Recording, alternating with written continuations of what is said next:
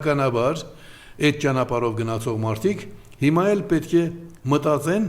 ինչպես անեն, որ հայ ժողովրդի միտքը կաշկանդված լինի, հայ ժողովրդին հոգեբանորեն ճնշելու։ Մարդկանց մեծ մասը չգիտի, որ պատերազմ նշանակում է նաև հոգեբանական ընդհարում, հոգեբանական հակամարտություն։ Այդ հոգեբանական հակամարտությունում գլխավոր խաղաթղթերը մեր ազգային խայտարակությունն ու պղծությունը քրեական հոդվածներով դատվելու ենթակա անձը առավելությունը տվել է այդ քարտերը, հաղթական քարտերը, տվել է թշնամուն։ Գերիներ պահելով ստիպում է, որ դուք, ես ամեն մեկս մտածենք, որ այն, ինչ այսօր տեղի ունենում այդ մի քանի հոգու հետ, դա խորհրդանիշ է մեր ազգային ապագայի։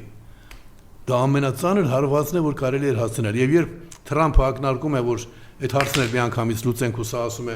չէ, այդ հարցը չբարձրացնենք, արդեն պարզ է ինքը ում կամակատարն է։ Գործակալի կամակատար։ Գործակալի կամակատար լինելը սարսափելի է, բայց երբ դու KGB-ի պատասխանատուի որդի, KGB-ի